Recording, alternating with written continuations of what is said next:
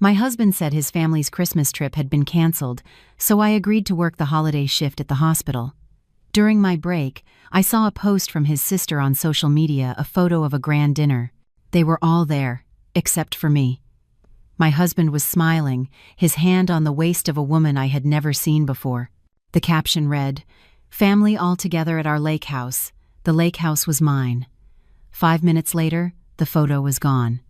I started making a plan. The following week, on New Year's Eve, the police called me, and everyone's life turned upside down. 7 years of marriage, 15 years together since high school. Michael was my first and only love, and I believed he felt the same way about me. As a surgeon at Chicago General, my shifts were grueling, but Michael always said he was proud of my dedication. I believed him. December arrived with the promise of a quiet Christmas. Michael had planned a trip with his family to my lake house, the property I inherited from my grandmother. But on a Monday, a week before Christmas, he walked into the kitchen with an expression he was trying to make look disappointed. "Sarah, honey, I've got some bad news," he said, pouring himself a coffee. "The Christmas trip is off." I looked at him over my mug, surprised. "Canceled? Why?" "Well, some things came up. My sister had a last-minute work thing. My dad's not feeling well." He sighed. "So, they decided it was best to cancel." It didn't make sense. Michael's family was incredibly close, especially during the holidays. But I was a doctor, used to accepting that emergencies happen. "Okay, well, we can do something just the two of us then," I suggested, smiling. "We can still go to the lake house." Michael shook his head quickly. "Actually, I was thinking, didn't you mention Dr. Richards was desperate to find someone to cover the Christmas shift? Maybe you could help him out. After all, our plans are off now. Michael, it's our first Christmas without plans in years." "Sarah," he took my hands, looking into my eyes. "You always say saving lives is your calling. Think of how many people might need you that day. I'll be fine, I promise. And we'll make up for it when you get back. How about that?" How naive I was. How did I believe every word? "Are you sure?" I asked. "Absolutely. Take the shift, honey. Help people. I'm so proud of you." The next day, I confirmed with Dr. Richards that I would cover the Christmas shift and the New Year's Eve shift as well. When I told Michael, he seemed pleased. At the time, I interpreted it as pride. Christmas Eve was brutal. 3 emergency surgeries before noon. It was almost 8 p.m. when I finally got a break. I sat in the staff lounge with a sandwich and pulled out my phone. I opened Instagram, almost out of habit. The first post that appeared made my heart stop. It was from Jennifer, Michael's sister. The photo showed a long, festive table laden with food, surrounded by smiling faces. Michael's parents, Jennifer and her husband, 2 cousins with their wives, and Michael. My Michael, holding a glass of wine, smiling broadly. Next to him, a blonde woman in a tight red dress I had never seen before. His hand was on her waist. The caption read, "Perfect Christmas at our lake house. Family together, delicious food, and toasting the year's blessings." Our lake house. My property. The trip that had been canceled. My fingers moved on instinct. I took a screenshot. It was a good thing I acted fast, because 5 minutes later, when I went back to her profile, the photo was gone. Michael had lied. Completely, deliberately lied. Who was that woman? Just then my pager went off. Emergency. I took a deep breath. 1, 2, 3. I packed away the pain, the rage. I put on my professional mask. There were lives that depended on me. The next 6 hours were a blur of blood and sutures. We saved 3 of the 4 victims. When I left the hospital, it was after 4 a.m. Michael was asleep when I got home. I stood in the bedroom doorway, watching him. How many times had I looked at that face and seen my future? Michael woke up around 10 a.m. "Hey, honey, when did you get in? How was the shift?" "It was intense. We lost a patient." "Oh, that's a shame, but you did everything you could, I'm sure." "Want me to make some breakfast? We can have our Christmas now." Our Christmas. While yesterday he had his with his whole family, with that woman on my property. Sure, that would be great, I forced a smile. I watched him get out of bed and head for the shower, whistling as if he hadn't just betrayed me in the cruelest way possible, but I said nothing. One thing had become crystal clear. I needed the whole truth before I acted, and I needed a plan. That property was mine, and mine alone, inherited from my grandmother before we were married. How long had this been going on? Who was that woman? I dried my tears and started to think strategically. Michael wanted to play a game. Fine, but he was playing against the wrong woman. I was a surgeon, trained to work under pressure, to have steady hands when everything was falling apart. The next few days were a masterclass in acting. I smiled, I talked, I faked normalcy while I executed my plan. I met Lisa, my best friend, at a quiet cafe. I showed her the photo without a word. "That son of a bitch," was the first thing Lisa said. "Sarah, damn it, I had a feeling." My heart stopped. "What?" Lisa sighed. "About 2 months ago, I saw Michael at a restaurant with a blonde woman. They looked cozy. I wanted to tell you, but then I thought maybe it was just a coworker, a client. I need to know who she is," I said, my voice firm. "And I need to know everything." "I have a guy," Lisa said immediately. "A private investigator. Discreet, efficient." 2 hours later, I was talking to Vince Callahan, the investigator. I showed him the photo, gave him all the details. "I need information, as fast as possible. I can have preliminary answers in 48 hours. That night, Michael came home with Chinese takeout. "Hey, honey, so about New Year's, yeah, my dad's still not 100%, you know? So I think I'm just going to stay in. No party, no family, just watch TV, maybe some neighborhood fireworks." He shrugged, looking resigned. "But then again, you're working the New Year's shift too, right?" So, I'd be alone anyway. He picked up a spring roll, chewing thoughtfully. "You know what would be great? After the holidays, you should take a few days off. With the money from your holiday shifts, they're double pay, right? We could take an amazing trip, maybe even that resort you've always wanted to see. What do you think?" I looked at him, at that charming smile, at those eyes that seemed so sincere, and then the memories hit me like an avalanche. I always paid for the vacations, all of them. The trip to the Caribbean last year was on my credit card. The weekend in New York 2 years ago came from my bank account. I paid for most of the groceries. Michael had an impressive habit of forgetting his wallet at the supermarket. I paid the mortgage. The down payment had been mine, and I covered 70% of the monthly bill because his salary as a store manager didn't stretch that far. I paid the utilities, power, water, internet, streaming services, all from my account, while his money supposedly went to helping his parents. I paid his car note. For that sedan he loved to show off to his friends. I had co-signed the loan and ended up making most of the payments because he was having temporary financial difficulties. And now he wanted me to use the double pay I earned through my own sacrifice to fund a trip that I would, once again, be paying for. All while he was spending money on another woman. While he was using my lake house to entertain a stranger, with his entire family supporting him, knowing, posing for pictures as if it were all perfectly acceptable. For a moment, the rage was so intense it nearly choked me, but then I took a deep breath and forced a sweet smile. "You know what? I think that's a great idea. With the holiday pay, it'll be a nice bonus." I paused, taking his hand across the table. "You always have the best ideas, honey. A trip after all this would be perfect." The relief on his face was almost palpable.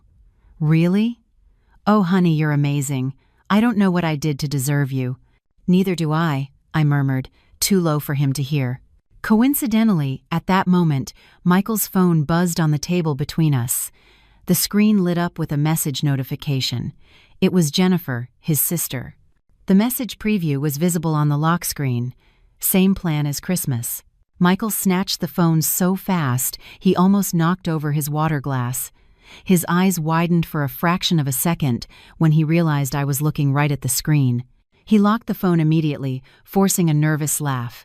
"That's my sister, asking if I'm spending the holiday alone again," he said, shoving the phone in his pocket. I nodded slowly, keeping my expression neutral.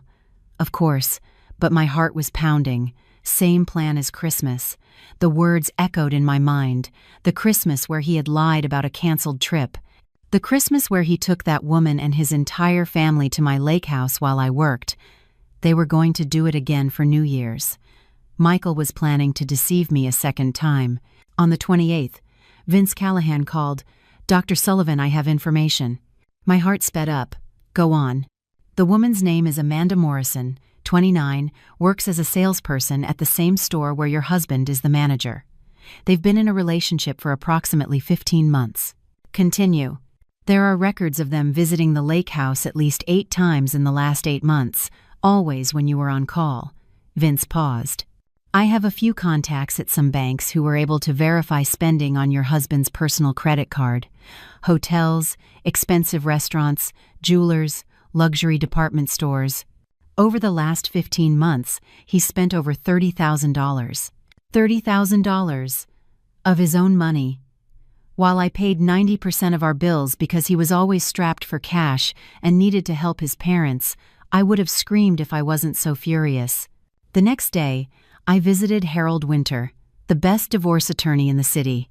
I explained everything. Harold smiled. It was not a friendly smile. "The lake house was your inheritance, correct? Acquired before the marriage." "Yes. My grandmother left it to me 2 years before I married Michael." "Perfect. That means the property is entirely yours. Your husband has no claim to it. Technically, his presence there constitutes trespassing." I told him how I paid 90% of the bills while Michael claimed to be broke, and how the detective discovered he'd spent over $30,000 of his own salary on Amanda in the last 15 months. Harold shook his head. "So, he had money. He just chose to spend it on his mistress while you supported the household. That demonstrates a clear pattern. You contributed disproportionately to the marriage while he diverted assets. It will weigh heavily in your favor during asset division. The lake house is entirely yours, a prenuptial asset. The house you live in? You made the down payment and pay the vast majority of the mortgage. That will stay with you as well. I'll start preparing the paperwork. When do you want him served?" "Not yet. I have a plan for New Year's Eve first." When I finished explaining, Harold was beaming. "Dr. Sullivan, you missed your calling. You should have been a lawyer." My next stop was Sentinel Security. The representative, Mr. Evans, listened intently. "Let me see if I have this right. You want hidden security cameras installed throughout the property? An alarm system that detects any unauthorized entry, and for that system to alert both you and the local authorities?" "Exactly. And I need it installed tomorrow, December 30th. That's New Year's Eve. There will be an extra charge." "I don't care about the cost. It has to be tomorrow." "We can do that. The intruder won't know what hit them. I signed the contract, $8,500. One last thing, I want the system active the moment it's installed. If anyone enters that house without disarming it with the code, the alarm must sound immediately. You'll get the first call, correct? Standard protocol. We call the owner, confirm if it's a real intrusion, and then we alert the authorities." On December 30th, I drove to the lake house while Michael slept. The security team was already there. I spent 3 hours supervising. The cameras were tiny, invisible. The alarm system was seamlessly integrated. All the locks were changed. "The system is programmed to arm automatically at 6 p.m. today," Mr. Evans explained. "You can monitor all cameras in real time from your phone." "Perfect. Absolutely perfect." Before heading home, I stopped at the hospital. I found Dr. Richards in the hall. "Dr. Richards, I need to talk to you about my shift tomorrow." He looked at me with concern. "Something wrong, Dr. Sullivan?" "A family emergency has come up. I won't be able to work the New Year's shift. I am so sorry for the last-minute notice." He frowned, clearly annoyed. "Sarah, it's New Year's Eve. It's going to be impossible to find cover." "I know, and I truly apologize. But it's unavoidable," I said, my tone firm and professional. He sighed. "All right. I'll have to shuffle the roster. But you owe me one, doctor." "Thank you, doctor. I'll make it up to you." I felt a pang of guilt for the lie, but it was necessary. That night, lying next to Michael, I mentally reviewed every part of the plan. Cameras installed, alarm active, locks changed, Lawyer ready. All that was left was for Michael to walk into the trap. "Happy New Year, Michael," I whispered to myself. "You're going to remember this one for the rest of your life." The morning of December 31st dawned bright. Michael was particularly cheerful, checking his phone constantly. "Anything wrong?" I asked innocently. "Oh, no, just getting a few things organized. What time are you leaving?" "I have to be at the hospital by 1 p.m.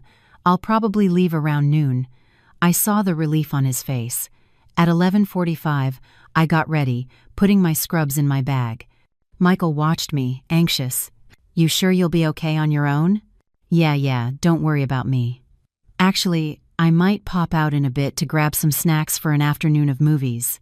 I kissed his cheek. "Okay. Love you." "Love you too. Save lots of lives." Yes, I thought. I'm going to save mine. I got in my car and started the engine, but I didn't drive to the hospital. I went straight to my friend Lisa's apartment, where she was waiting with coffee and a laptop connected to the security camera system. "Ready for the show?" she asked. "More than ready." At 12:53 p.m., I got a text from Michael. "Just left for the store. Have a good shift, honey." Lisa rolled her eyes. "Liar." At 1:47 p.m., the security system alert pinged. On the laptop screen, I saw Michael's car pull up in front of the lake house. 2 other cars followed. The doors opened. Michael and Amanda got out of the first car, along with his cousin Ted and his wife. From the second car, Michael's parents, his Aunt Miriam, and Uncle Bob. Jennifer emerged from the third car with her husband and another cousin. The cameras had high-quality audio. I could hear every word in crystal-clear sound, as if I were standing right there beside them. Michael walked up to the front door, fumbling with his keychain. I heard the jingle of keys, then the sound of him trying to jam one into the lock. "Damn it. I think I grabbed the wrong set of keys." His voice came through the laptop speakers with perfect clarity. He tried a few more times, the metallic scrape of the old key on the new lock echoing. "Michael, what's going on?" Amanda's voice was shrill. "How do you grab the wrong keys?" "I don't get it. It must be jammed." Finally, he picked up a rock from the garden. "What are you doing?" Amanda shrieked. "I'll have to break the glass on the back door to get in. There's no other way. I'll fix it later. I'm not driving all the way back just to get the keys." "Michael, this doesn't feel right," his mother began. "Mom, it's fine. Trust me." He smashed the glass and unlocked the door from the inside. The second he stepped through, the system detected an intrusion. 15 seconds later, my phone rang. "Mrs. Sarah Darcy, we have an intrusion detection at your property. Are you on site?" "No, I am not, and I have not authorized anyone to be there." "It's a break-in." "Understood. We are dispatching the authorities. The police should arrive in under 10 minutes. On the cameras, I watched Michael help everyone inside. In the living room, Amanda was taking selfies. You could see she already felt completely at home. "Michael, this house is gorgeous. It's so rustic and elegant. It must have cost a fortune. It's probably worth a couple million today." "Easy," Michael lied. "I bought it a few years ago as an investment." Lisa snorted beside me. "A couple million. He doesn't even have a couple thousand." 5 minutes later, I saw flashing red and blue lights. 2 patrol cars pulled up. Inside the house, someone shouted, "There are cops outside." Panic was instantaneous. "What? Why?" Michael ran to the window. "Shit." A loud knock on the front door. "Police! Open the door!" Michael opened it, his hands trembling. 3 officers stood on the porch. "Good afternoon. We received a break-in alert for this property. Identification, please." My name is Michael Darcy, but there must be some mistake." "Mr. Darcy, does this property belong to you?" "Well, it's in the family. It belongs to my wife." "Your wife?" The officer consulted his notepad. "The property is registered to a Sarah Marie Sullivan. Is that your wife?" Amanda, who was standing beside Michael, froze. "Wife? Wife?" Her voice went up an octave. "Michael, you told me this house was yours. You said you were separated." "Amanda, shut up." Michael hissed through his teeth, his eyes wide with panic. "Don't you tell me to shut up, you lying sack of shit." "Mr. Darcy, The officer interrupted, his voice harder now. I'm going to ask you again. Is Sarah Marie Sullivan your wife? Yes, that's right. That's my wife's maiden name. But look, there's been a misunderstanding. Let me just call her. She'll clear this all up. Michael pulled his phone out with trembling hands and dialed my number. My phone started vibrating on the table next to me. I looked at it. I let it ring and ring and ring until it went to voicemail. She's not picking up, Michael said, his voice growing more desperate. But that's because she's a doctor, an ER surgeon. She's on shift right now at the hospital. She's probably in surgery or something. She can't answer, but I swear. The officer looked from Michael to Amanda, who was now standing with her arms crossed and a furious expression. The officer's face hardened. Let me get this straight, Mr. Darcy. Your wife, the doctor, is at the hospital saving lives right this minute, he gestured toward Amanda. While you're here, at her property, with another woman? Michael went pale. Amanda took a step away from him, her eyes wide with horror and rage. It's not like that. You don't understand. I understand perfectly, sir. The older officer walked to the back of the house, looking at the shattered glass on the ground and the damaged frame. He knelt, examining the fragments, then looked back at Michael with an expression that left no doubt what he was thinking. Mr. Darcy, can you explain how this glass was broken? Michael swallowed hard. The key wasn't working, you see. I tried all the doors and nothing would open. The lock must have frozen in the cold or something, so I had no choice. I had to break the glass to get us in, but I'm going to fix it. I'll call a glazier first thing tomorrow. You had to break the glass door, the officer repeated flatly, of your wife's property, who, as she herself informed us, did not authorize anyone's entry. But it's a misunderstanding. Sarah knows I use the house. I've always used my key. It just didn't work this time. Mr. Darcy. The officer cut him off, his patience clearly gone. This is not a misunderstanding. This is breaking and entering, and trespassing. Michael's mouth opened, then closed. No words came out. The officer turned to the group of people watching with growing horror. All right. I need everyone to step outside the house immediately and provide identification. Let's do this in an orderly fashion. Form a line, please. One by one, they filed out of the house. The cameras caught their horrified expressions. A younger officer checked something on his patrol car's computer. Sarge, we've got a problem. The blonde woman, Amanda Morrison, she has an active warrant. A warrant? Amanda went white. No, there must be some mistake. Amanda Morrison. Date of birth, April 3rd, 1996? Yes, but there's an outstanding warrant for aggravated assault, incident involving an ex-boyfriend. Ma'am, you missed your court date. I'm going to need you to place your hands behind your back. No, it was a misunderstanding. It was self-defense. 2 officers cuffed her as she screamed, spat, and kicked. Michael, do something. Help me. He just stood there, paralyzed. The sergeant turned back to the group. All right, all of you will need to come down to the station to give a statement.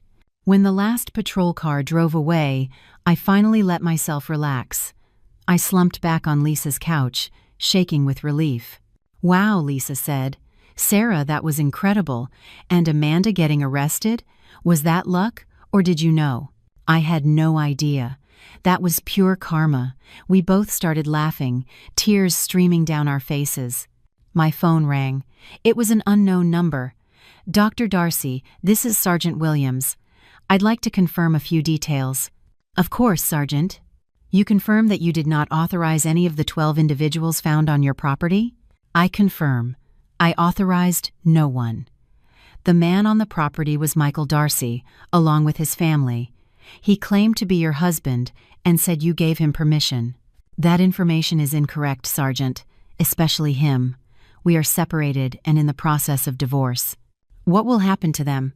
Miss Amanda Morrison will remain in custody on her outstanding warrant.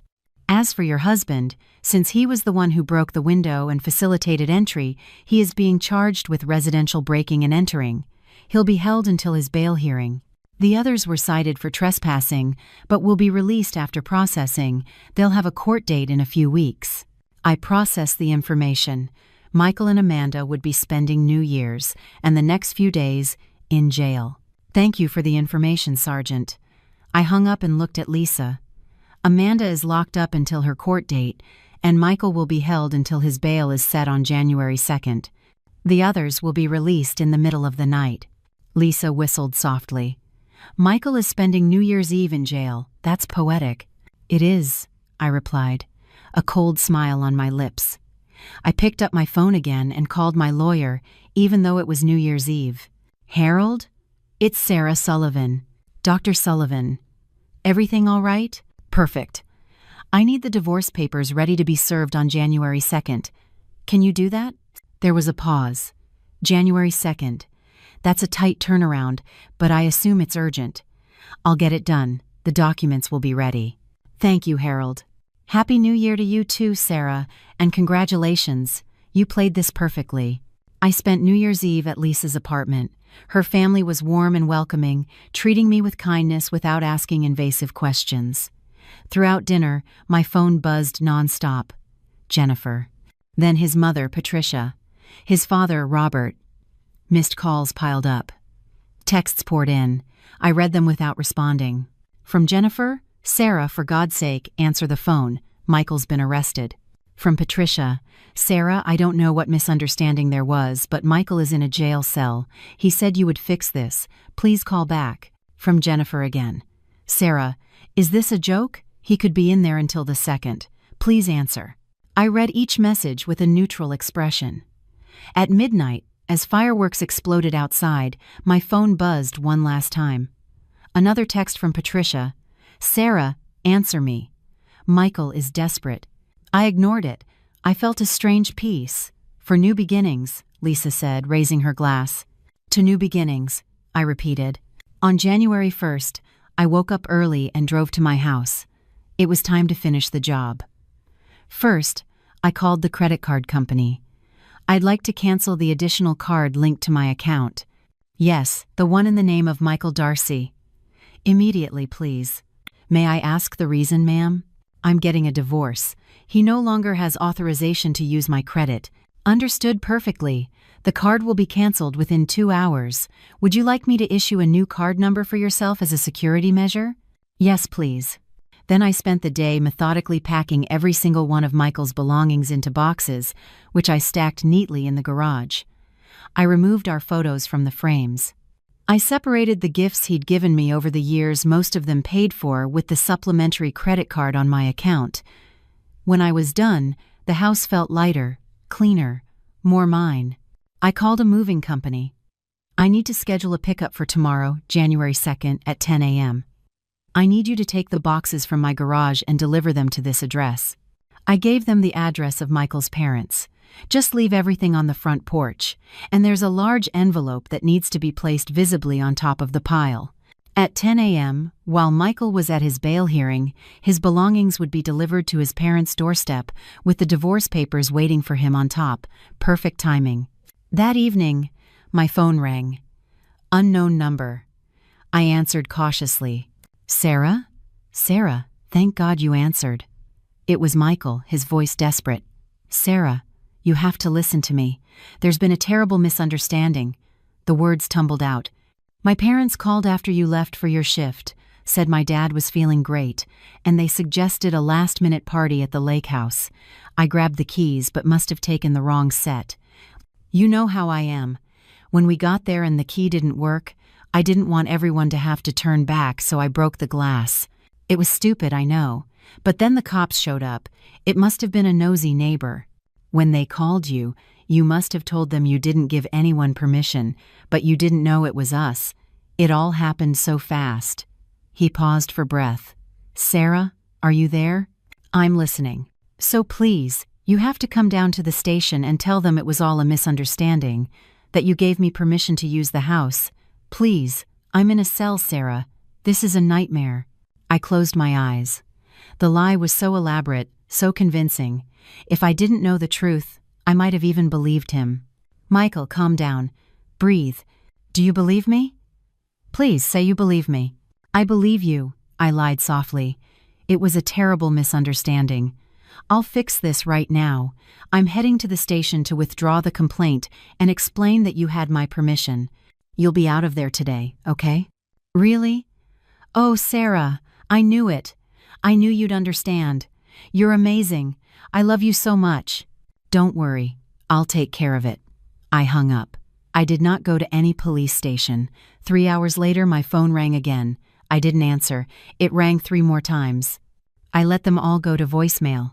The next day, January 2nd, Michael's bail hearing took place at 10 a.m. Harold, my lawyer, was there as an observer and called me right after. Michael had no lawyer, so the court appointed a public defender. Bail was set at $10,000. Did he pay it? He tried. He tried to use a credit card, but the transaction was declined. He tried 2 more times. Apparently, none of his family members had $10,000 available. He was visibly shocked when the card didn't work and started calling you frantically from the courthouse. I didn't answer. So he'll be staying there until they can raise the money. It didn't take long. At 11:30, my phone rang. Patricia. I answered. Sarah. Finally. Michael has been in jail since the 31st. Where have you been? I'm at home, having some tea. He's in jail, Sarah, because of a misunderstanding. You need to come down to the courthouse and pay his bail. You have the money. I do have the money, but I'm not going to pay it. What do you mean you're not going to pay? He's your husband. What is your problem? My problem? Do you really want to know what my problem is, Patricia? My problem is your entire family. And for the record, Michael was my husband. The divorce papers have been served. He is no longer my problem. Sarah, you can't be serious. You have to get him out. You get him out. He's your son. You pay his bail, I replied calmly. Or better yet, ask Amanda to pay it. I'm sure she can pawn some of the expensive gifts Michael bought her. There was a silence. Then, Amanda? What Amanda? I almost laughed. Really, Patricia? We're pretending now? Amanda Morrison, the blonde in the red dress from Christmas and New Year's. The woman he's been having an affair with for 15 months. The woman you all know very well, since you were all there celebrating his betrayal. Another, longer silence. Look, Sarah. Her voice shifted, becoming defensive. Amanda was just a bit of fun for Michael. He's always loved you. You know that. Fun? My voice was ice. A bit of fun that lasted over a year? Fun that he spent tens of thousands of dollars on? Fun that his entire family knew about and covered up? I guess the apple doesn't fall far from the tree. You were always like this, Patricia exploded. Always thinking you're better than everyone. You stuck-up snob, looking down on us just because you're a doctor. You were never good enough for my son. Funny, I replied calmly. You all seemed to enjoy what my stuck-up snob money could provide, didn't you? The vacations I paid for, the nice dinners, the lake house you love to use. She had no answer. By the way, I continued, I left a little surprise for you on your front porch. Enjoy. I hung up. 4 hours later, my phone rang again. It was Michael. They must have scraped the bail money together. Sarah, what did you do? My mother is hysterical. You sent my things to my parents' house with divorce papers. You can't just kick me out of our house. We bought it together. No, Michael. I bought the house. I paid the down payment and 90% of the mortgage for 7 years. It's all documented. That doesn't matter. We're married. I have rights. You have the right to accept my offer or go to court and lose a lot more. I have documentation for every cent I spent on that house, the bills, the vacations, every cent I contributed while you saved your money for Amanda. The lake house, I want rights to it. And alimony, you make way more than me. I laughed. I actually laughed. The lake house is my inheritance, Michael. You have zero claim to it. And, as for alimony, you're a healthy, employed adult. Use the money you earn to support yourself. Stop being a leech. This isn't over, he said, his voice shaking with rage. Do that, I said. My lawyer is waiting. I hung up. A few days later, Amanda was released on bail. The first thing she did was march into the department store where she and Michael worked. The story went viral. She caused a monumental scene, screaming that Michael was a married liar who had deceived her, then slapped him repeatedly in front of customers and staff. Both were fired on the spot. Lisa sent me the videos. I laughed. A week later, Harold called. "Sarah." Michael signed the papers. "He accepted your terms in full. The divorce will be final in 60 days. I closed my eyes, feeling a weight lift from my shoulders. "He's living with his parents, unemployed, with a criminal record. You won, Sarah." It wasn't about winning, Harold. It was about getting my life back. 60 days later, the divorce was final. I immediately went back to my maiden name. I was Sarah Sullivan again. The months that followed were about rebuilding. I sold the house, moved into a modern high-rise apartment downtown with a view of the river, and decorated it exactly as I wanted. For the first time in years, I was living in a space that was completely and utterly mine. The lake house remained my sanctuary, untouched. Sometimes I'd go there on weekends, sit on the deck, and silently thank my grandmother for leaving me that refuge. 6 months after the divorce, I was at a coffee shop when my phone rang. Unknown number. "Dr. Sullivan?" "It's Amanda Morrison." I froze. "I know you don't want to talk to me," she said, her voice shaky, "but I had to call, to apologize. I didn't know he was married, I swear. He told me you were separated, that the divorce was just a formality. I was an idiot, but I believed him." "Why are you calling me, Amanda?" "Because my therapist said it would help. And because I realized that you and we were both his victims. He lied to you, he lied to me. He used both of us. And I wanted you to know that I am so sorry." I took a breath. "Amanda, I accept your apology, and I understand. I know how charming Michael can be. He knows exactly what to say. He made me feel so important," she whispered.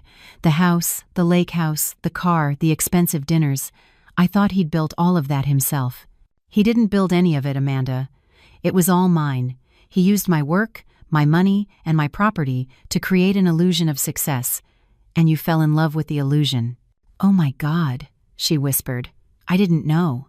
"We were both victims," I said. "You were fooled about who he was, and I was betrayed while I funded his life.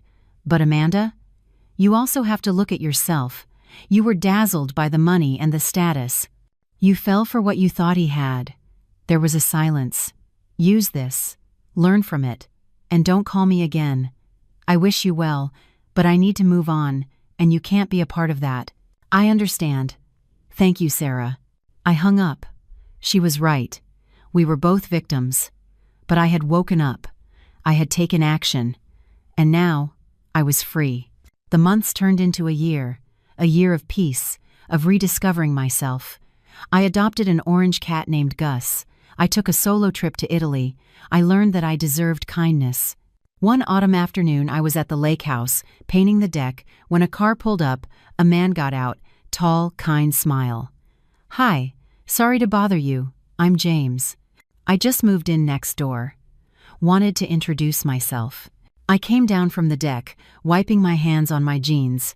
"Sarah, it's nice to meet you." We talked for a few minutes. He was an orthopedic surgeon, divorced, with a teenage son. "Well," he said finally, "I won't keep you. But maybe, if you'd like, we could grab a coffee sometime?" I smiled. A real, genuine smile. "I'd love that." And just like that, it began again. Not with a grand romantic gesture, but with a simple invitation. Michael's betrayal hadn't broken me. It had liberated me.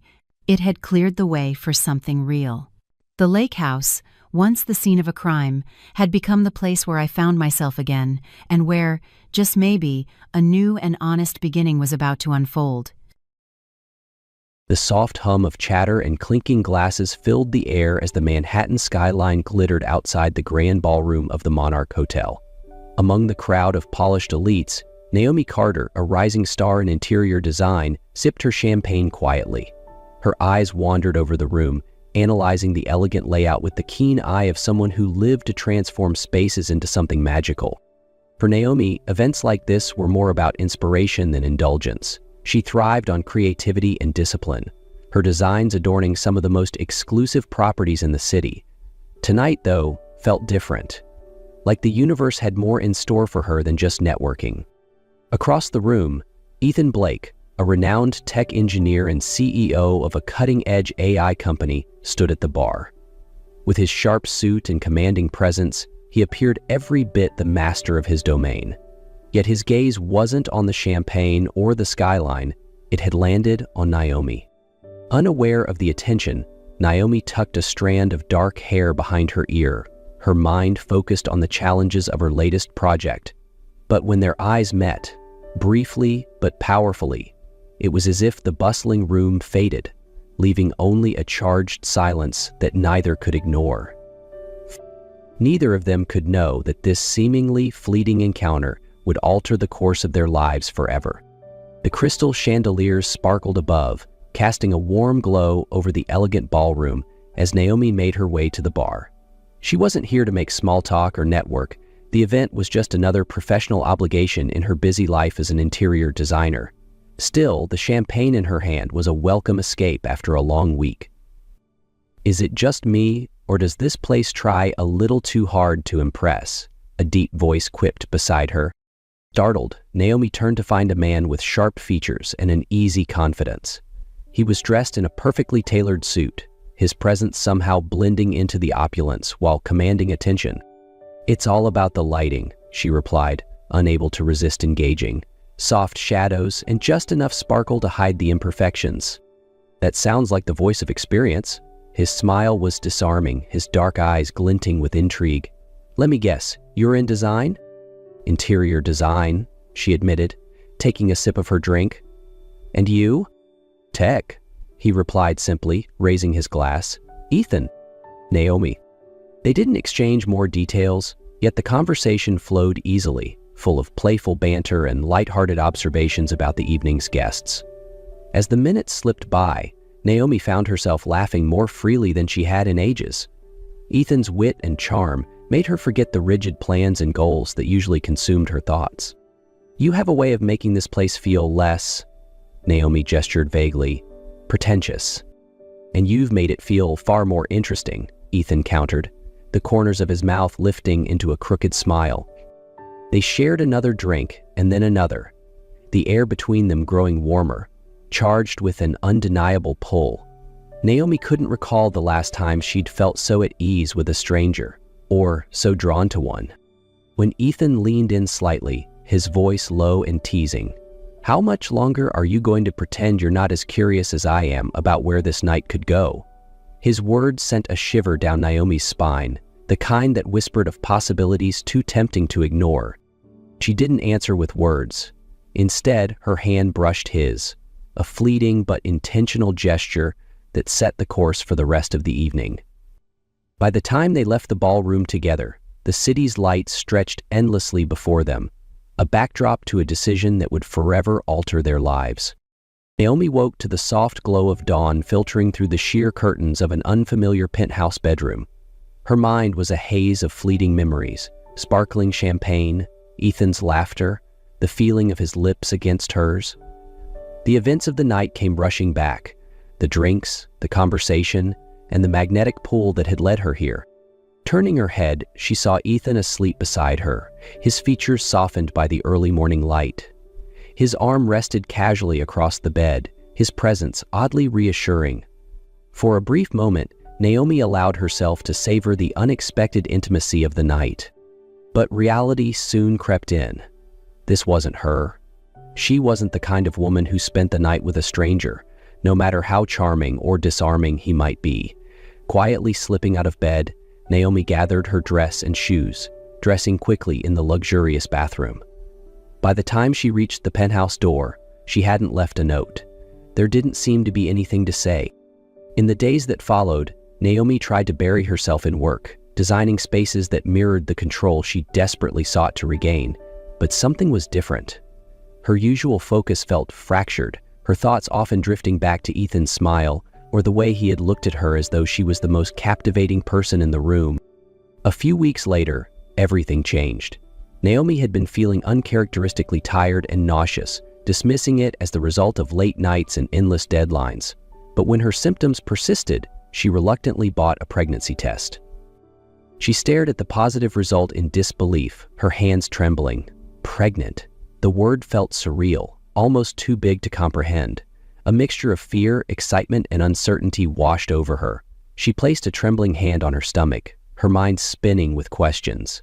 What did this mean for her carefully constructed life? Could she do this alone? Her first thought was Ethan, but then the questions flooded in. How would he react? Would he even want to know? They had shared one extraordinary night, but they didn't exchange numbers or even last names. He was a stranger, after all. With no way to contact him, Naomi turned to her best friend Grace for advice.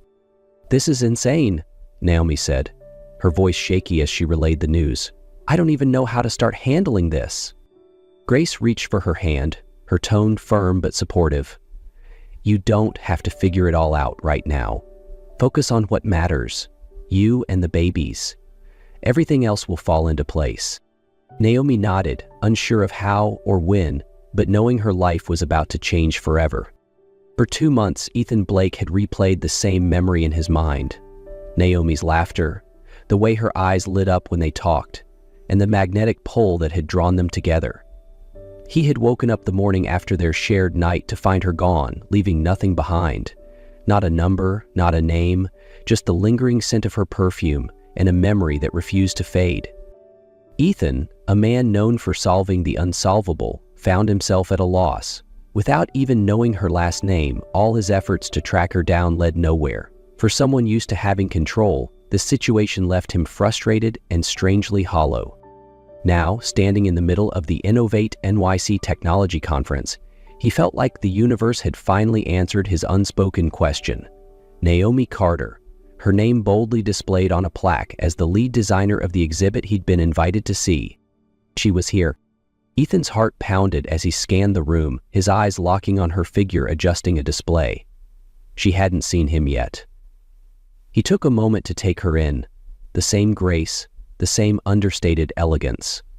But something had changed. "Naomi?" he called softly, his voice cutting through the hum of the conference. Naomi froze at the sound of his voice, her pulse quickening as she turned. Her eyes widened in shock as she saw him, the man she had convinced herself she'd never see again.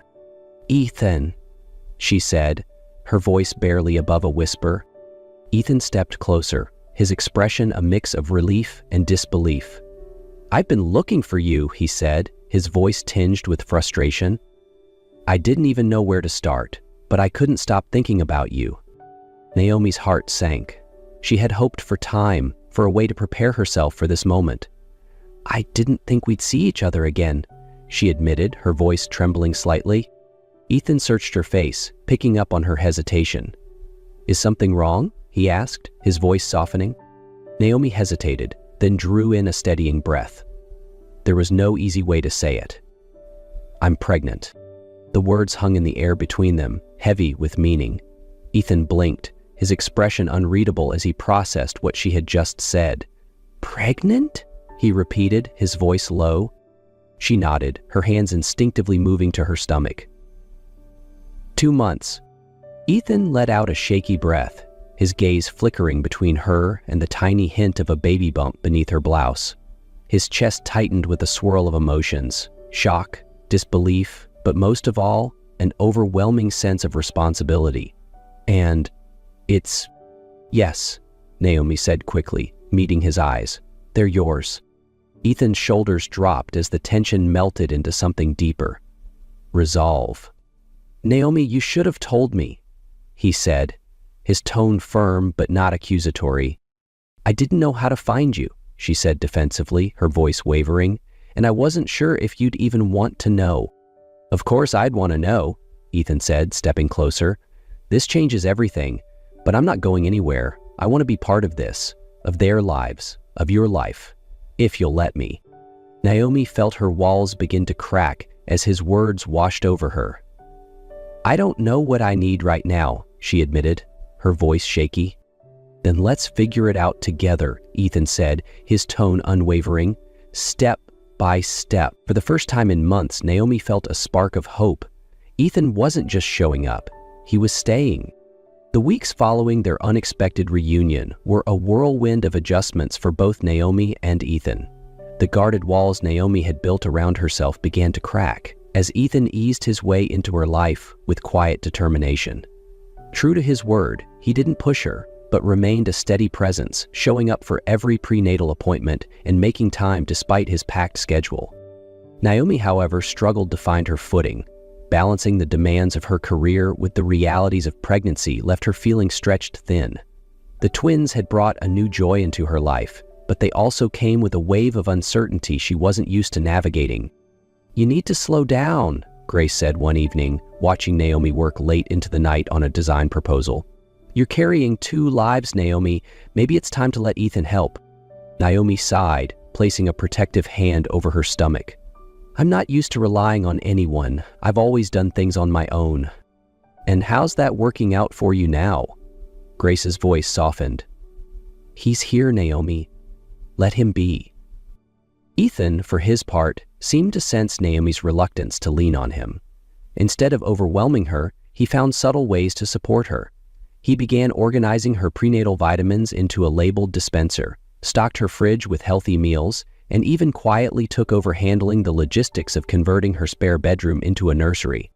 One evening, Ethan arrived with a folded piece of paper and handed it to Naomi. She unfolded it to find a carefully sketched layout of a nursery. "You drew this?" she asked, surprised. "It's terrible, I know," Ethan said with a sheepish grin. "I'm not the artist here. But I figured you'd want to design it yourself, so I thought I'd give you a starting point." For the first time in weeks, Naomi laughed. "It's functional," she teased, "but it's a start." As the months passed, the two began to settle into an unspoken partnership. Naomi gradually opened up, sharing her fears about motherhood and her need to maintain her independence. Ethan listened without judgment, his presence unwavering. One night, after a particularly difficult day, Naomi found herself resting her head on Ethan's shoulder. "I didn't expect this," she admitted softly. "Neither did I," he said, wrapping an arm around her gently. "But I think we're figuring it out." Step by step, they were learning to trust not just each other, but the extraordinary path they were now walking together. The day came sooner than either of them expected. At just over 32 weeks, Naomi woke in the middle of the night to sharp pains rippling through her abdomen. Panic set in as she realized her water had broken. "Ethan!" she called out, her voice trembling. Within seconds, Ethan was at her side, his calm but urgent demeanor keeping her grounded. "It's okay, I've got you," he said, quickly grabbing the hospital bag they had packed just in case. The ride to the hospital was a blur of flashing lights and racing thoughts. Naomi clung to Ethan's hand, her usual composure giving way to fear. "It's too early," she whispered, tears streaming down her face. "They're not ready." "They're fighters," Ethan said firmly, his voice steady. "Just like their mom." At the hospital, the medical team moved swiftly. Naomi was rushed into a delivery room where the doctors confirmed she was in premature labor. Despite her fear, Naomi's instincts as a mother kicked in. She focused on her breathing, listening to the doctor's instructions, while Ethan stayed by her side, refusing to leave for even a moment. Hours later, the cries of their first baby filled the room, piercing through Naomi's exhaustion like a beacon of hope. Tears blurred her vision as she realized that this tiny sound marked the beginning of an entirely new chapter of her life. "It's a girl," the doctor announced, holding up the tiny, squirming newborn for just a moment before handing her off to the waiting NICU team. Naomi barely had time to process before the second baby arrived. A boy this time. His cry was softer but steady, a sound that filled Naomi's heart with relief. Ethan's eyes glistened as he squeezed Naomi's hand. "You did it," he whispered, his voice thick with emotion. Both babies were whisked away to incubators, each receiving the immediate care they needed to thrive. Naomi, exhausted but overwhelmed with love, leaned back against the hospital bed. "Luna and Theo," she murmured softly, the names they had decided on weeks ago finally spoken aloud. Ethan looked at her, his heart brimming with pride and gratitude. "Luna and Theo," he repeated, as if committing the names to memory. Hours later, as they visited the NICU together, Ethan placed a hand gently on Naomi's shoulder. Through the glass, they watched their tiny miracles, each fighting in their own way. "They're perfect," Naomi whispered. Ethan nodded, his voice full of reverence. "And so are you." Sunlight streamed through the glass walls of the botanical garden, casting a warm golden glow over the ceremony space. Delicate white roses and peonies adorned the arch where Naomi Carter and Ethan Blake were about to exchange vows. In the front row, nestled in their custom-made chinettes, two tiny bundles lay peacefully. Luna, with her delicate features and calm demeanor, rested quietly, while Theo, ever curious, waved his little hands as if conducting the string quartet playing in the background. Naomi stood in the bridal suite, adjusting the soft folds of her ivory dress.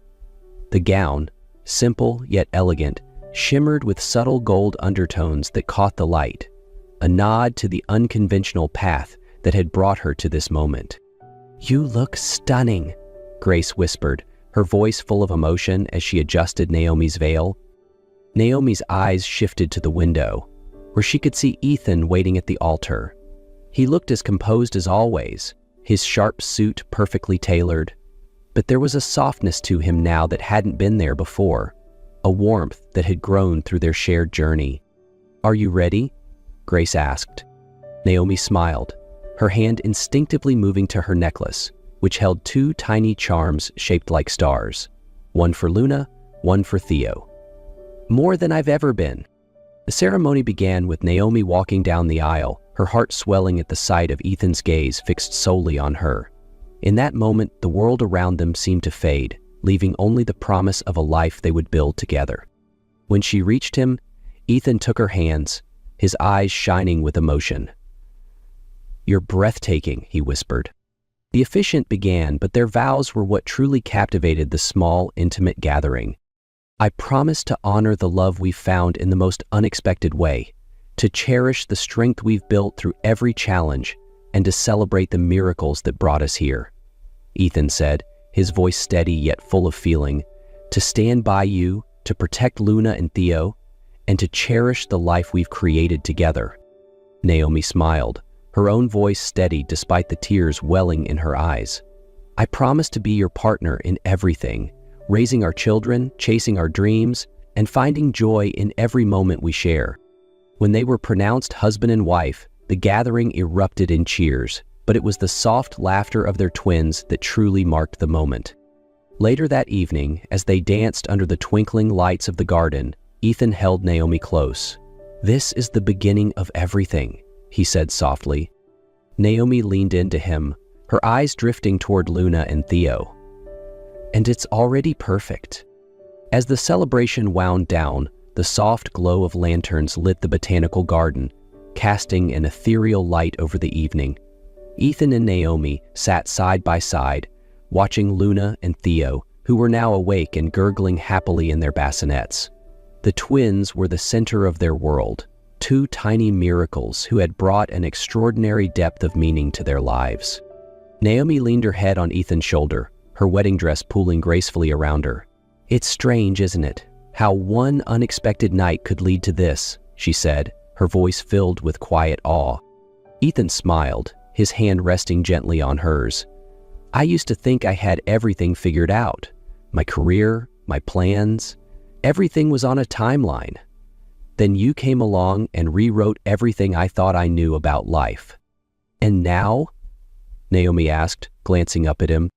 "Now," Ethan said, his gaze fixed on Luna and Theo, "I can't imagine a life without you, or them. You're my future, Naomi, all three of you." Naomi felt tears prick her eyes as she looked at the man who had become so much more than she ever expected. "And you're ours." As the garden grew quieter and the last of their guests departed, Naomi and Ethan sat in peaceful silence, their hands intertwined. Nearby, Luna and Theo gurgled softly, their tiny hands reaching toward the stars above, as if already dreaming of the future their parents had promised to build together. The stars above seemed to echo the quiet symphony of their love, a story that had begun with a chance meeting but had grown into something extraordinary. "Together," Naomi whispered, her heart full. "Always," Ethan replied. The late afternoon sun cast a warm glow over the small cafe, where the soft hum of jazz music filled the air. Amanda Brooks moved swiftly between tables, balancing trays with the ease of someone who had long grown used to the chaos. As a single mother, exhaustion was her constant companion, but knowing her daughter Felicia was quietly waiting in the corner kept her going. Felicia, a 5-year-old with bouncing curls and wide, inquisitive eyes, usually spent her time drawing while waiting for her mother to finish her shift. But today, something unexpected happened. The cafe door swung open and a tall man stepped in. Dressed in a perfectly tailored suit, he exuded power and quiet authority. Before Amanda could even glance his way, Felicia suddenly dropped her crayons, bolted from her seat, and threw herself into the stranger's arms, exclaiming, "Daddy!" The entire cafe fell silent. Amanda froze, her heart clenched in shock. Julian Carter, the renowned CEO of Carter Enterprises, looked down at the little girl in astonishment. Confusion flickered across his face. He had never seen Felicia before. But then why did his heart pound so hard? Amanda rushed forward, gently pulling Felicia away from Julian's arms. Her heart pounded as she felt every pair of eyes in the cafe locked onto them. "Felicia, what are you saying?" she whispered, panic creeping into her voice. The little girl simply looked up at her mother, then turned back to Julian, her tiny face glowing with joy. "Mommy, Daddy finally came to pick us up." The words sent a jolt through Amanda. She turned to Julian, who stood frozen, clearly just as stunned. I'm so sorry," Amanda stammered, her voice unsteady. "She must have mistaken you for someone else." But Julian's gaze remained on Felicia. His usually sharp gray eyes held a strange softness. There was something about this little girl, a connection he couldn't quite explain. "That's all right," he finally said, crouching down to her level. "Felicia, is that your name?" The little girl nodded eagerly. "You think I'm your dad?" Felicia grinned, as if the question was absurd. "I know you are. I saw you in my dreams. And now you're here." Her innocent declaration left both Amanda and Julian speechless. Amanda gently stroked her daughter's back, trying to calm her. "Felicia, sweetheart, you've never met your father, you know that, right?" Felicia blinked, momentarily puzzled, then simply smiled with certainty. "But I feel it, Mommy. He's right here." After a brief silence, Julian straightened, his gaze shifting to Amanda. "I don't believe we've ever met," he said, his voice steady but laced with curiosity. "No," Amanda swallowed hard. "I'm certain we haven't." Later that night, Julian sat in his high-rise office, staring out at the city lights, but his mind was elsewhere. Felicia's voice echoed in his head. "Daddy finally came to pick us up." The certainty in her tone unsettled him. He ran a hand through his hair, sighing. He had never met Amanda before, so why did this little girl look at him like she had known him forever? Unable to shake the feeling, his fingers hovered over his phone before he finally made a call. "I need you to look into someone for me. Amanda Brooks." Hours later, the first report came in. Amanda Brooks, 26 years old, single mother, working at a small cafe. No records of Felicia's father. She's raising the girl alone. Julian stared at the screen, a strange unease settling in his chest. At the same time, across the city, Amanda found a plain white envelope waiting outside her tiny apartment. She opened it, and a single sheet of paper slipped onto the floor. The messy black ink sent a chill down her spine. "Stay away from Julian Carter if you know what's good for you." Amanda tried to push away the fear creeping into her heart. The threatening note, it could have been a cruel joke. She didn't want to let it affect her job or make Felicia worry. So she kept working as usual, forcing herself to focus on customers' orders. But Julian couldn't ignore things as easily. Since that moment, Felicia had called him Daddy. Her voice kept replaying in his mind. She had been so certain, not a single trace of doubt in her eyes. And then there was Amanda. There was something about her that made him want to know more. 3 days later, he returned to the cafe. This time, when Amanda emerged from the kitchen and spotted him sitting at the corner table, she hesitated for a brief moment before walking over. "You're back again?" she asked, setting a fresh cup of coffee in front of him. "It seems like this place is growing on me," Julian replied smoothly, though his sharp gaze was fixed on her. Amanda gave a small, dry smile. I'm guessing it's not just for the coffee. Julian didn't deny it. He nodded. I want to know more about you, about Felicia. His words made Amanda tense up. The last thing she needed was someone, especially someone like Julian Carter, getting too close to her and her daughter. There's nothing interesting to know, she said firmly. Julian tilted his head slightly, observing her. You seem nervous. She stiffened at his perceptiveness. He was right. She was nervous. About the note, about Felicia, about Julian's sudden presence in their lives. But she couldn't tell him that.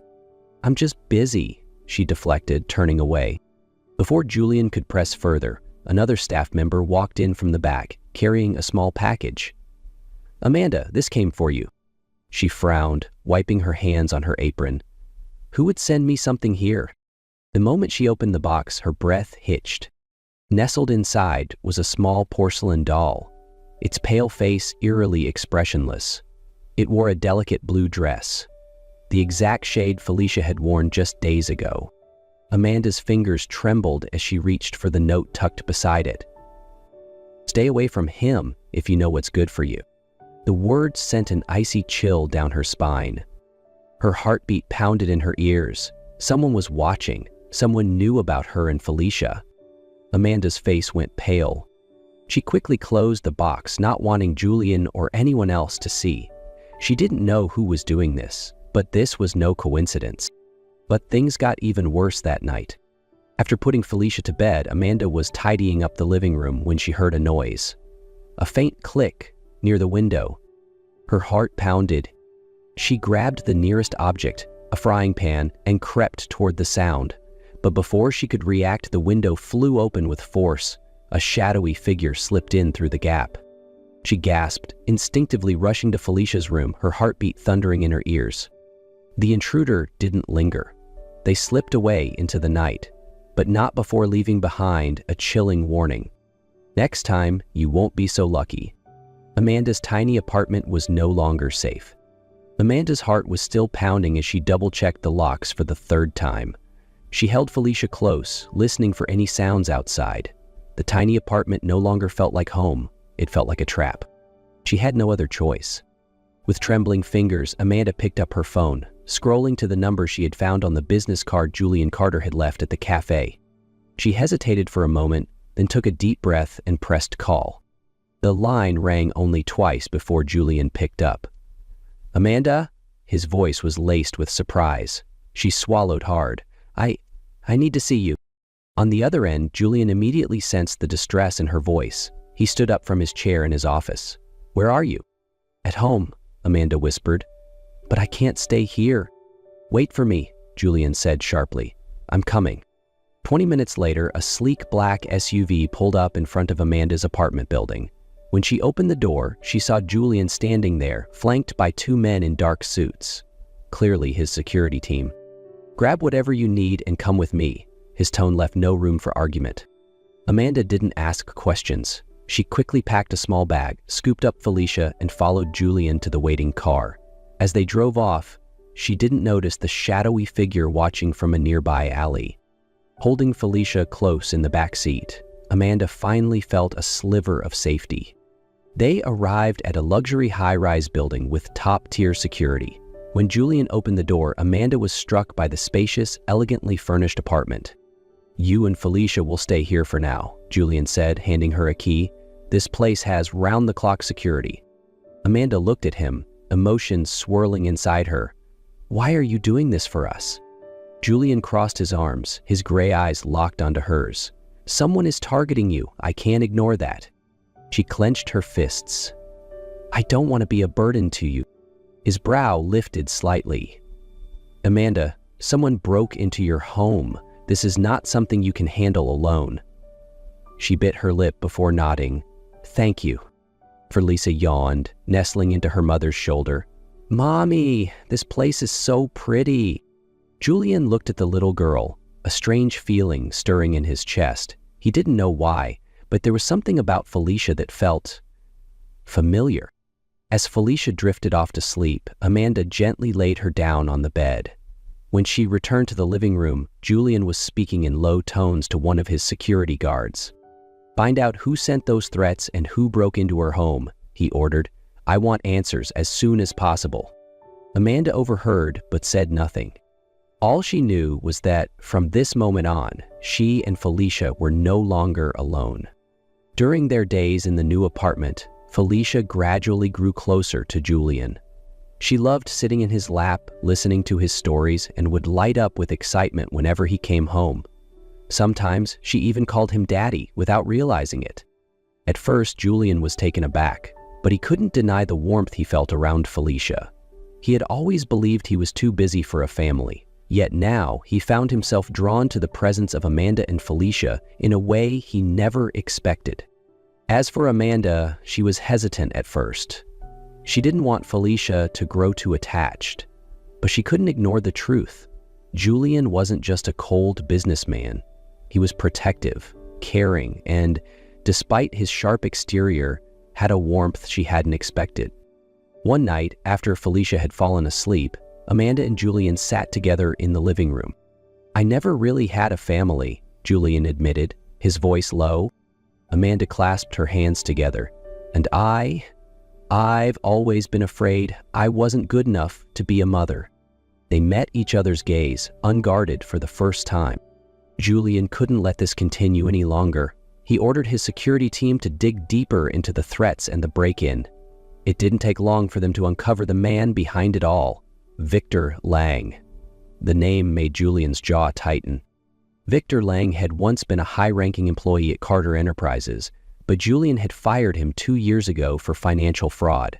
After his dismissal, Victor found a new position at Henderson Corp., a rival company that had been trying to sabotage Julian's business dealings for years.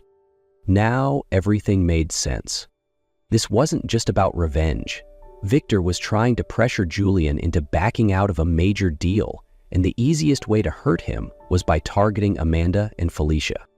That night, Julian confronted Victor in person. Inside a dimly lit private meeting room at an upscale hotel, the tension was thick. Victor Lang leaned back in his chair, a smug smirk on his face. "Long time no see, Julian. Didn't think you'd come here yourself." Julian said nothing. Instead, he tossed a thick file onto the table. The weight of it made a dull thud against the polished wood. Victor's smirk faltered. He flipped through the pages, his eyes scanning over photographic evidence, security footage, timestamps, financial transfers, each one sealing his fate. Julian's voice was calm, but his words cut like a blade. "I have enough to bear you, Victor." Victor chuckled, though it lacked confidence. "You really think the police will care about this?"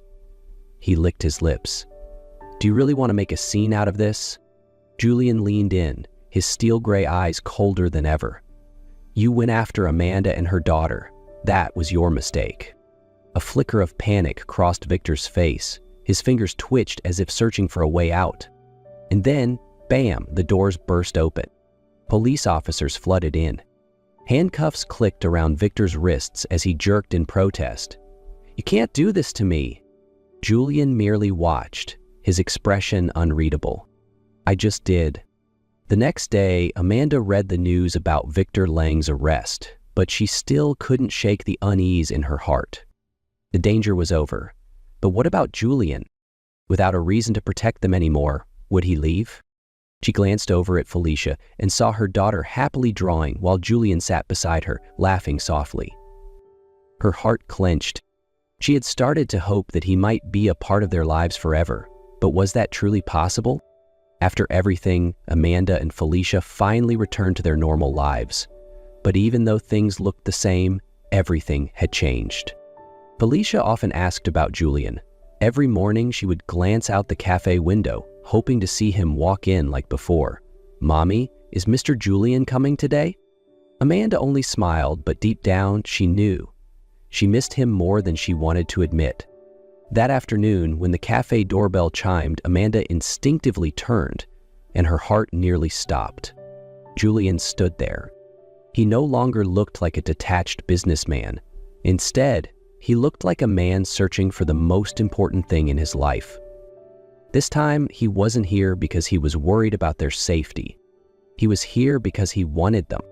He stepped forward, stopping in front of the counter, his gaze locked onto hers. "I've gotten used to having you and Felicia in my life," he said, his voice steady. "I don't want to lose that." Amanda gripped the towel in her hands, emotions swirling inside her. But she hesitated. "We don't have a reason to be together anymore." Julian slowly reached for her hand, holding it gently. "We don't need a reason. We need each other." His eyes were unwavering, filled with sincerity, and in that moment, Amanda knew he wasn't here out of obligation. He was here because he had chosen them. A smile touched her lips, and the last of her walls crumbled. This time, she chose to believe in him. The sunlight cast a warm glow over the park, where Julian, Amanda, and Felicia enjoyed a peaceful picnic. Felicia ran across the grass, her laughter ringing through the air, pure and full of joy. Beside Julian, Amanda sat on a soft blanket, watching her daughter with a tender smile. She had never imagined having a moment like this, a simple, quiet happiness, the feeling of a real family. Suddenly, Julian reached for her hand, his touch grounding her in the moment. "Amanda," his voice was steady, warm. "Let me love you and Felicia, not because I have to, but because it's the one thing I want most in this life." She froze. No grand proposal, no contracts or conditions, just a promise. Simple, yet unwavering. Looking into his eyes, she saw the sincerity, the certainty. And this time, she didn't hesitate. A soft smile spread across her lips as she nodded. In that moment, she knew this wasn't just protection or obligation. This was the beginning of something real, a future full of promise, a story of family, love, and choice. What would you do if someone you once loved was now vulnerable and in need of help? Would you step in, or would you walk away? Ryan Cole, a successful architect known for designing some of the city's most iconic buildings, had everything people dream of: an impressive career, a luxurious lifestyle, and widespread admiration. Yet, beneath the surface of his seemingly perfect life lay an emptiness he couldn't ignore. Nights in his sprawling penthouse felt eerily quiet, and despite the accolades, Ryan often found himself longing for something deeper, something he lost long ago. One fateful evening, amid the city's endless buzz and chaos, Ryan's world took an unexpected turn. A chance encounter with Clara Hayes, the woman he once loved more than anything, would force him to confront not only his past, but also the man he had become. Her fragile state and growing struggles would lead him on a journey of redemption, love, and rediscovery. At 35 years old, Ryan Cole was the epitome of a successful architect. With major projects scattered across the city, he was admired for his relentless dedication and undeniable talent. Ryan's face often graced the pages of renowned architecture magazines, accompanied by articles praising his innovative designs and visionary approach. But behind the spotlight, his life was anything but fulfilling. His sprawling penthouse, perched atop a luxury high-rise, was where Ryan retreated every night. It was impeccably designed, with sleek furniture, floor-to-ceiling windows offering breathtaking city views, and an all-encompassing silence that greeted him like an unwelcome guest. Despite the success and acclaim, Ryan felt a gnawing emptiness that he couldn't shake. Ryan's phone never stopped buzzing. Messages from clients, reminders from his assistant, and an unending schedule of meetings left him with little time for anything else. Work consumed him entirely. Yet, on the rare evenings when he allowed himself to pause, the quiet of his home seemed deafening, wrapping around him like a cold, suffocating fog. In those moments, he couldn't help but wonder, what am I missing in life? Ryan had built an enviable career, but the price of his success was steep. Forgotten relationships, buried emotions, and a heart that seemed to have lost its way. One busy evening, Ryan was sitting in his sleek luxury car, stuck in the unending rush hour traffic. The red lights seemed eternal, and the blaring horns of impatient drivers only added to his growing frustration. His phone on the dashboard buzzed incessantly with notifications from clients and reminders from his assistant about unfinished tasks. He sighed, his gaze wandering aimlessly out the window. Across the street, a woman was struggling with several grocery bags, her arms weighed down by their load. One of the bags slipped from her grasp, spilling fruit onto the sidewalk. She bent down to pick them up, her movements slow and labored. Ryan was about to look away when she suddenly wobbled, her hand clutching her stomach as if trying to steady herself. His heart stopped. It was Clara Hayes. Her hair no longer had its usual shine, her eyes looked tired, and her figure had softened, her pregnancy unmistakable. Clara, the woman he had once loved more than anything, stood before him now, fragile and exhausted. Without hesitation, Ryan stepped out of his car and crossed the street. He reached her just as she stumbled and fell. "Clara, can you hear me?" he called, his voice trembling with concern. Clara let out a faint groan, her eyes fluttering shut. Tinkling quickly, Ryan scooped her into his arms, her frail form trembling against his chest. As he carried her to the car, her faint breath sent a pang of fear through him. His chest tightened as he sped toward the hospital, the city lights blurring past, his mind consumed with one thought: I can't lose her. As Ryan sat in the hospital waiting room, memories of Clara flooded his mind. They came rushing back like scenes from an old movie, bringing both joy and heartache. They had met when Ryan was a young, ambitious architect with little to his name. At the time, he was working at a small firm, struggling to turn his design dreams into reality. Clara, a passionate elementary school teacher, was his biggest supporter. She would listen to his bold ideas, comfort him after every rejection, and constantly remind him, "Ryan, you're going to make it, just keep pushing a little longer."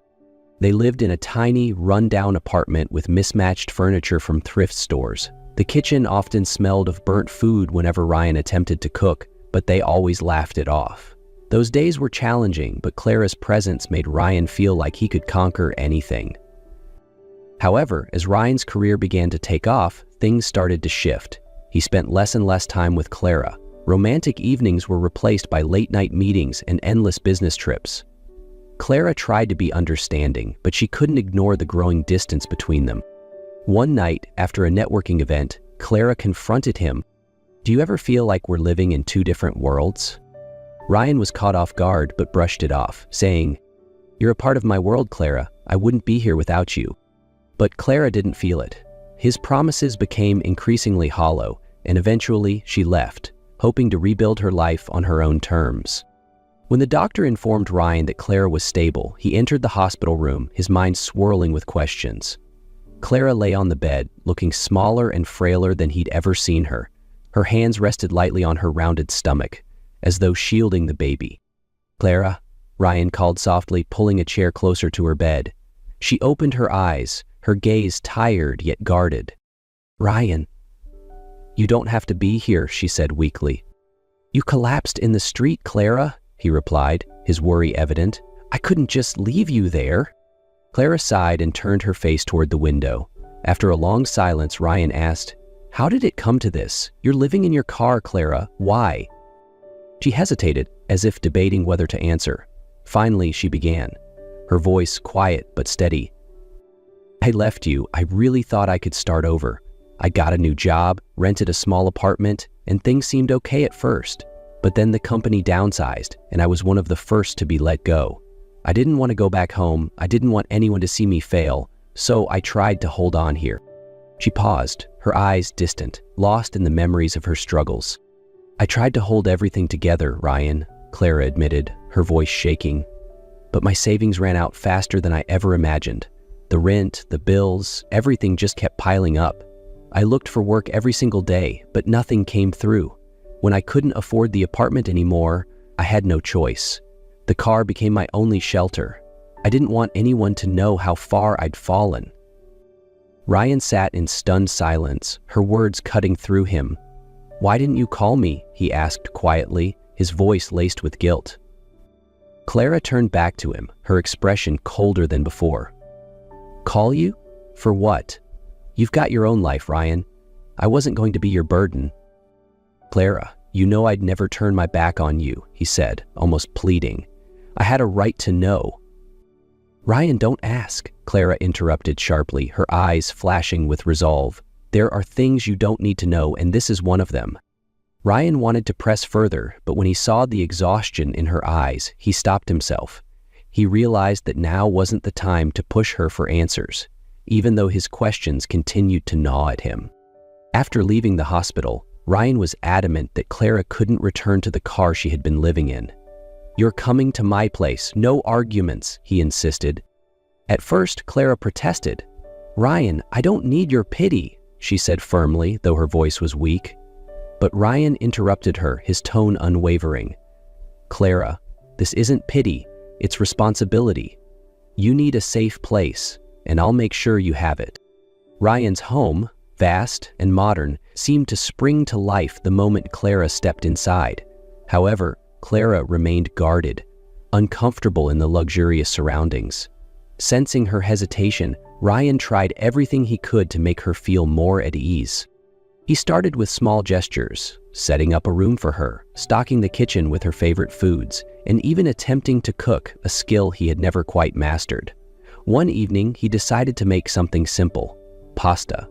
But the sauce ended up burned, and the kitchen was soon filled with smoke.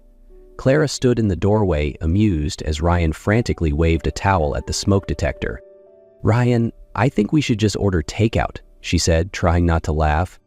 "I just wanted to do something nice for you," Ryan muttered, his cheeks flushing with embarrassment. Clara chuckled, stepping forward to take the spoon from his hand. "Next time, let me teach you, okay?" Slowly, the tension between them began to ease. Ryan accompanied Clara to her prenatal appointments, listened intently to the doctor's advice, and helped her prepare for the baby. Clara, though still cautious, started to trust in Ryan's sincerity. One evening, after dinner, Ryan and Clara sat in the living room. Clara was folding tiny baby clothes, her hands moving methodically, while Ryan watched her in silence, his heart heavy with things he hadn't yet said. "Clara," he began, breaking the quiet, "I just want to say, I'm really glad you're here. I know I made a lot of mistakes before, and I really want to make things right." Clara paused, setting down the onesie she was holding. Her expression turned serious, and she hesitated before speaking. "Ryan, there's something I need to tell you," she said, her voice trembling slightly. Ryan felt the shift in the air.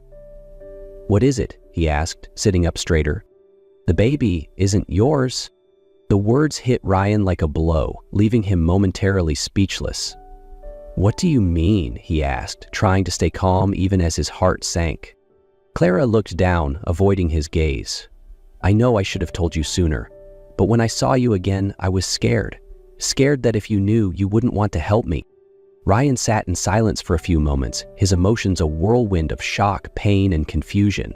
But as he looked at Clara, saw the fear and vulnerability in her eyes, he realized his decision was clear.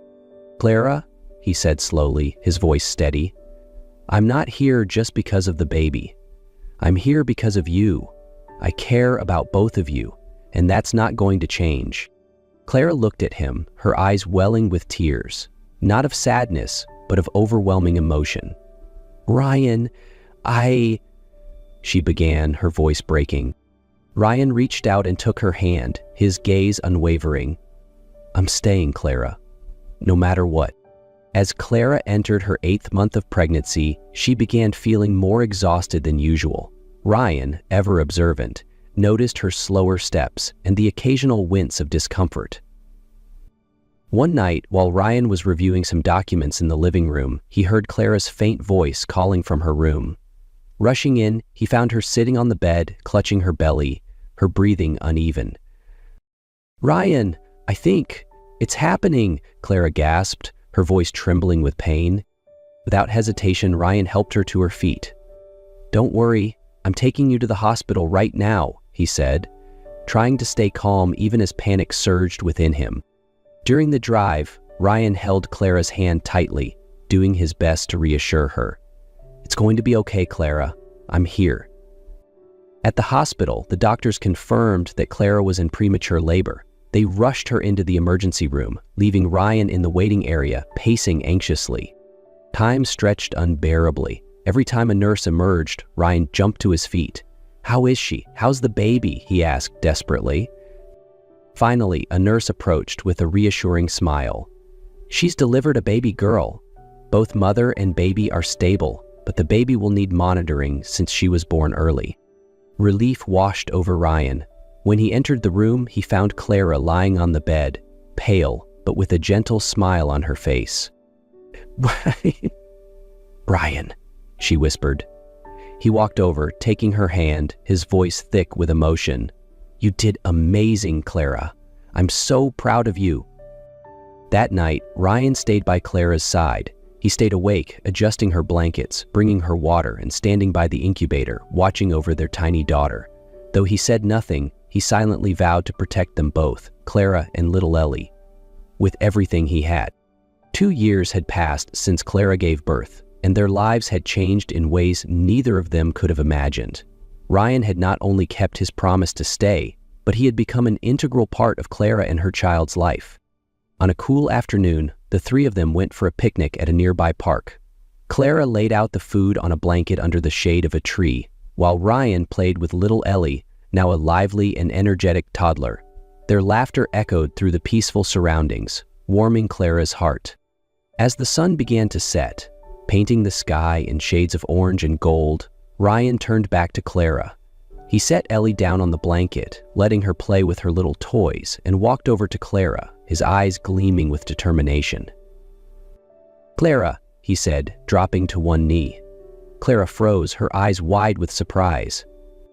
"I don't know how to put into words just how much you and Ellie mean to me," Ryan began, his voice steady and warm. "Seeing the two of you every day has made me realize that my life only has meaning when it includes both of you."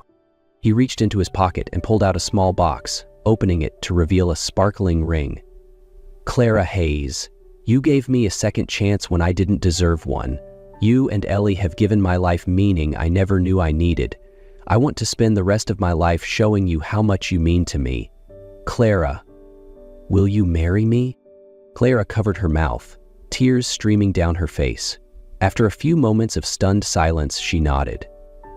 "Yes, Ryan, I will." Ellie clapped her hands and giggled, unaware of what had just happened, making them both laugh.